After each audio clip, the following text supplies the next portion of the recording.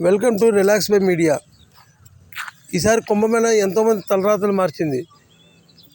గతంలో మొనాలిసా, ఇప్పుడు ఒక పల్లెటూరు కుర్రవాడు.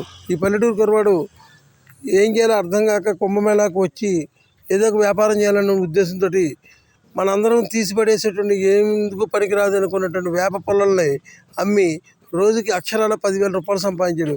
ఒక ఐడియా జీవితాన్ని మార్చడానికి ఇదే నిదర్శనం కాబోలు. తన ప్రియురాలు చెప్పిందని చెప్పి వచ్చి వేప పొలాలు అమ్మి రోజుకి 10,000 రూపాయలు చొప్పున దగ్గర 2 లక్షల రూపాయలు సంపాదించుకోగలిగాడు. ఇదే కనుక కంటిన్యూ చేస్తామని అడిగితే తప్పకుండా సరే ఫ్యూచర్లో ఒక ప్యాకింగ్ కింద ఏర్పాటు చేసి అమెజాన్లోను ఈ కామర్స్లోనూ నేను అమ్ముదామని అనుకుంటున్నానని తన మనోభావాన్ని వెల్లపరిచాడు.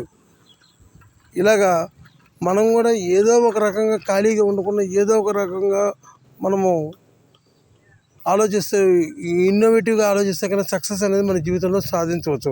ఇలాంటి మరిన్ని వీడియోల కోసం ఇప్పుడే సబ్స్క్రైబ్ చేసుకోండి relax by media. Thank you.